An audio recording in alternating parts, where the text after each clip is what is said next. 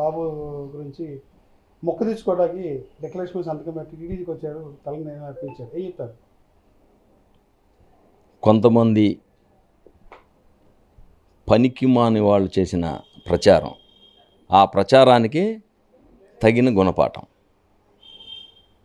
నిన్న జరిగిన తిరుమల సంఘటన, పవన్ కళ్యాణ్ గారి భార్య, వారి సతీమణి ఒక హిందువుని పెళ్లి చేసుకుంటే హిందూ అవుతారు తప్ప ముస్లిం అవరు, క్రిస్టియన్ అవరు. క్రిస్టియన్ పెళ్లి చేసుకుంటే క్రిస్టియన్ అవుతారు. వారు వారి ఇష్టాలను బట్టి నడుస్తూ ఉంటారు. వీరు హిందూ ధర్మం మీద ఎప్పుడైతే సనాతన ధర్మం మీద పవన్ కళ్యాణ్ గారు మాట్లాడారో దాన్ని అటాక్ చేయడం కోసం రకరకాల విన్యాసాలు వేశారు ఈ ప్రతిపక్ష లీడర్లు, ప్రతిపక్షం లేని లీడర్లు. దానికి తగిన గుణపాఠం తల నీలాలు ఇవ్వడం అంటే అసలు అద్భుతం అన్నమాట. మేమైతే ఊహించలే. పిల్లాడికి సంఘటన జరగగానే మేము కూడా ఆంజనేయ స్వామికి మొక్కుకున్నాం. వారు తల నీలాలు ఇచ్చారంటే నేను ఆశ్చర్యపోయి చూసా. ఒక క్రిస్టియన్ అయి ఉండి ఒక హిందువుని పెళ్లి చేసుకొని వారి అడుగుజాడల్లో నడవడం అంటే చాలా గొప్పతనం. ఇది వారి భార్యగా ఆమె కర్తవ్యం ఆమె నిర్వహించింది. ఇది కదా డిక్లరేషన్. మరి అక్కడికి వెళ్ళిన తర్వాత డిక్లరేషన్ ఇవ్వాల్సిందే ఎవరైనా సరే. డిక్లరేషన్ ఇచ్చి తలనీలాలు ఇచ్చింది అయ్యవారికి మొక్కుకుంది కాబట్టి ఆ మొక్కు తీర్చుకున్నారు. దీనికి వారందరికీ కూడా గుణపాఠం. ఇదొక ఘటన. ఇక అంతకన్నా నిదర్శనం ఏం కావాలి? మేము సనాతన ధర్మం మీద నడుస్తున్నాం అనేది ఇదే పెద్ద ఉదాహరణ. కాబట్టి పవన్ కళ్యాణ్ గారి నాయకత్వంలో హిందూ ధర్మం మీద ఇంతకన్నా చెప్పేదేమి లేదు. అట్లాగే నిన్న జరిగింది అన్నదాన కార్యక్రమానికి కూడా 17 లక్షలు, ఒక రోజుకి 17 లక్షలు డొనేషన్ చేసిన పెద్ద మనసున్న వ్యక్తి పవన్ కళ్యాణ్ గారు, వారి కుటుంబ సభ్యులు. ఇంతకన్నా ఏం కావాలి? మేము సనాతన ధర్మం ఉన్నాము, సనాతన ధర్మాన్ని పాటిస్తున్నామని చెప్పడానికి. ఇప్పటికైనా బుద్ధి తెచ్చుకొని వారి కుటుంబం మీద అవాకులు చెవాకులు పేరితే చూస్తూ ఊరుకోదు జనసేన పార్టీ.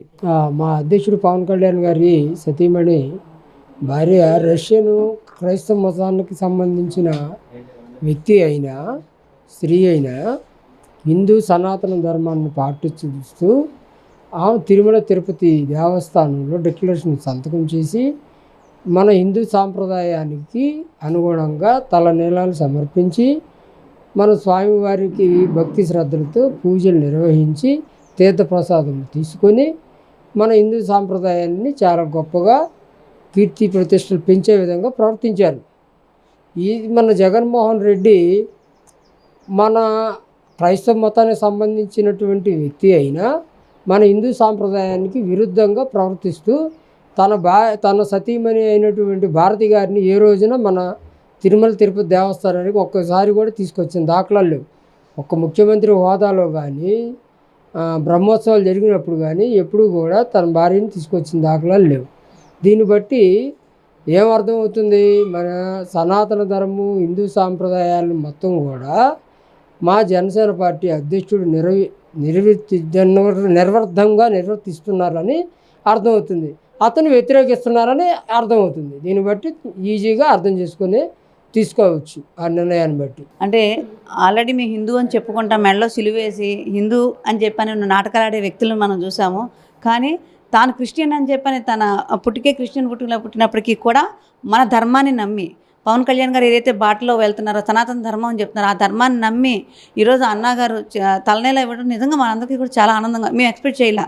కానీ ఆవిడ మన దేవుళ్ళని నమ్మి, మన ధర్మాన్ని నమ్మి డిక్లరేషన్ ఇచ్చి తలనీలను సమర్పించడం అనేది ప్రతి ఒక్కళ్ళు ఒక ఆదర్శంగా తీసుకోవాలి. అంటే పవన్ కళ్యాణ్ గారు చెప్పిన ఏదైనా సరే పాటించాలని ఒక భార్యగా ఆవిడకి లేదు. కానీ ఆవిడలో కూడా సహజంగా ఈ యొక్క ధర్మం మీద ఒక మంచి అవగాహన ఉంది, లేకపోతే ధర్మాన్ని పాటించాలనే ఆలోచన ఉంది. కాబట్టి ఆవిడ ఈ నిర్ణయం తీసుకొని తలనీలను సమర్పించారు.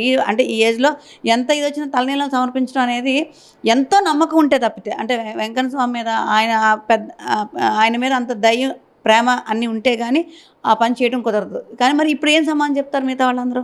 అంటే మాటలు ఎవరైనా మాట్లాడతారు, కానీ దాన్ని ఆచరించే దాంట్లోనే మనం ఏంటనేది నిరూపణ అవుద్ది. ఈరోజు పవన్ కళ్యాణ్ గారు అవ్వచ్చు, అన్నలేజన గారు అవ్వచ్చు, వాళ్ళ అన్న మాట ఏదైతే ఉన్నా దాన్ని నిలబెట్టుకుంటున్నారు. ఏదో ఏనుగు వెళ్తే చాలా మరుగుతూ ఉంటాయి. సో వాటి గురించి మనం పట్టించుకోవాల్సిన లేదు. వాళ్ళు అలా మరుగుకుంటానే ఉంటారు, వీళ్ళు వెళ్తానే ఉంటారు. కాబట్టి అర్థం చేసుకోవాల్సింది ఎవరు అంటే అధ్యక్షుల వారు పవన్ కళ్యాణ్ గారు ఒక మాట చెప్పారంటే దాన్ని ఎంత స్ట్రాంగ్గా తీసుకుంటారు. ఆ రోజు బిడ్డ ఆపదలో ఉన్నారని తెలిసినప్పటికీ తన ధర్మాన్ని వదలకుండా అక్కడ కార్యక్రమాన్ని చూసుకొని వెళ్ళిన విధానం అవ్వచ్చు. అలానే అన్నగారు కూడా మన సనాతన ధర్మాన్ని నమ్మి వెంకన్న స్వామిని నమ్మి ఈరోజు తలనీలాలు ఇవ్వడం అవచ్చు. ఇవన్నీ కూడా మనం చూసుకుంటే ఈ రాష్ట్రానికి ఒక మంచి దంపతులు దొరికారు, ఆదర్శ దంపతులు దొరికారు అన్నట్టుగా మనం భావించవచ్చు అండి. ఏదైతే గత ప్రభుత్వం వైసీపీ ప్రభుత్వం ఉందో బూటకపు ప్రభుత్వం ఏంటంటే ఎక్కడైతే బురద చల్లే ఆలోచనలతో బురద చల్లే మాటలతో మా పార్టీ అధ్యక్షులు శ్రీ పవన్ కళ్యాణ్ గారి మీద కావచ్చు, ఆయన కుటుంబ సభ్యుల మీద కావచ్చు, మా పార్టీ నాయకుల మీద కావచ్చు, కేవలం అసందర్భంగా అంటే అది నిజమా కాదా, అసలు కరెక్టా కాదా తెలియకుండా ఎన్నో విషయాలు వాళ్ళు బురద చల్లినటువంటి ప్రయత్నాలు చేశారు. నిన్న జరిగినటువంటి సంఘటన యావత్ ప్రపంచం మొత్తం గమనిస్తుంది.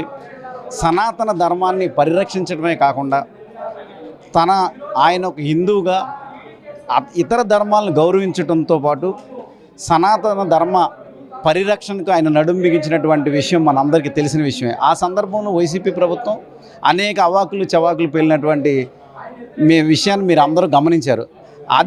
అదే విషయానికి చెంపపేటుగా నిన్న పవన్ కళ్యాణ్ గారి మా అధ్యక్షులు శ్రీ పవన్ కళ్యాణ్ గారి సతీమణి శ్రీ అన్న లెజినోవా గారు తిరుమలకి వెళ్ళటం, ఆవిడ డిక్లరేషన్ తీసుకోవడం, ఆ తర్వాత తలనీలాలు సమర్పించడం, తన బిడ్డ దేవుడే రక్షించాడని ఆవిడ కోరుకోవడం, అది ఆ భగవంతుడు కలియుగ దైవమైనటువంటి శ్రీ వెంకటేశ్వర స్వామి వారి ఆ కోరిక నెరవేర్చి బాబుకి ఎటువంటి ఇబ్బంది లేకుండా బయటపడటంతో వెంటనే ఆవిడ ఆయన దర్శనం చేసుకుని ఆవిడ దర్శనం చేసుకున్న తీరు అద్భుతం, అమోఘం. యావత్ ప్రపంచం మొత్తం కూడా ఈరోజు చాలా గర్వంగా చెప్పుకుంటుంది.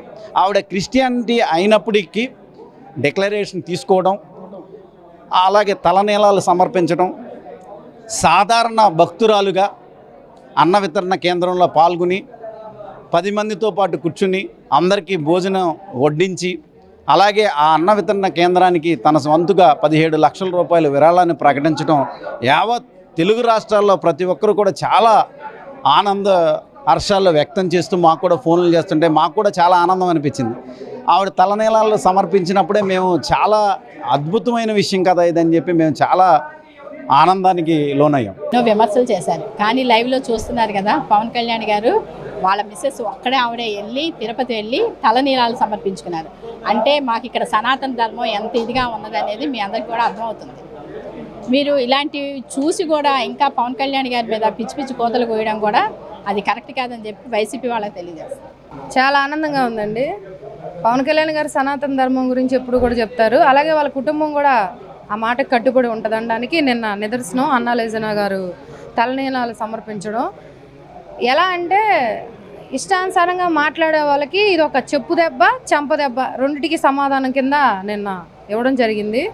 ఎందుకంటే పవన్ కళ్యాణ్ గారు ఏ మాట మాట్లాడినా దాని వెనక ఆయన కుటుంబంతో పాటు జనసేన పార్టీ కూడా ఎప్పుడు కట్టుబడి ఉంటుంది. దానికి మేమందరం కూడా నిలబడతామని తెలియజేస్తాం. కూడా పవన్ కళ్యాణ్ గారు మనం ఆయన పార్టీ ఆవిర్భావం నుంచి కూడా చూస్తూ ఉన్నాం. కులాలకి మతాలకి అతీతంగా పనిచేసిన ఏకైక నాయకుడు ఉన్నారు అంటే అది మన డిప్యూటీ సీఎం ఉప ముఖ్యమంత్రి వర్యులు శ్రీ కొణిదెల పవన్ కళ్యాణ్ గారు అని చెప్పచ్చు.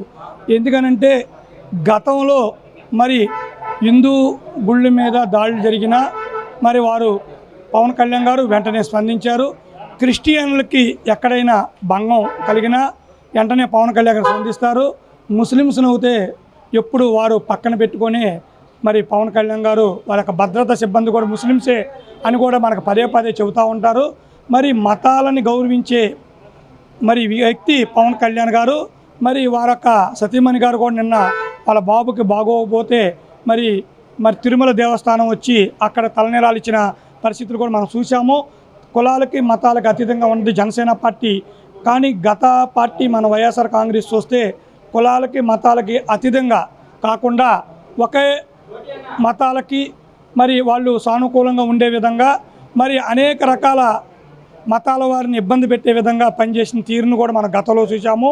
మరి ఈరోజు మనం చూసినట్టయితే పవన్ కళ్యాణ్ గారు బడుగు బలహీన వర్గాల కోసం పనిచేస్తూ ఉన్నారు. అంబేద్కర్ గారి యొక్క జయంతి మన దేశవ్యాప్తంగా ఇవాళ జరుపుకోవడంతో పాటు మన రాష్ట్రంలో పవన్ కళ్యాణ్ గారి ఆదేశాల మేరకు జనసేన పార్టీ నాయకులు అందరూ కూడా పెద్ద ఎత్తున ఈ రాష్ట్ర వ్యాప్తంగా ఈ యొక్క జయంతి వేడుకల్ని, అంబేద్కర్ జయంతి వేడుకలను చేసుకోవటం చాలా సంతోషం. వారొక అడుగుజాడల్లోనే ఈరోజు జనసేన పార్టీ అంబేద్కర్ అడుగుజాడల్లో నడుస్తుంది. అంబేద్కర్ సిద్ధాంతాలని మరి ముందుకు తీసే పనిలో మరి జనసేన పార్టీ నాయకులందరూ కూడా ఉంటామని చెప్పి ఈ సందర్భంగా తెలియజేస్తూ, గిరిజనుల కోసం పవన్ కళ్యాణ్ గారు అత్యంత మరి త్యాగం అంబేద్కర్ ఆశయాలు ఏమున్నాయంటే వెనకబడిపోయిన వర్గాలు ఏమున్నాయో వాటిని అభివృద్ధి చేయటమే అంబేద్కర్ ఒక ఆశయం.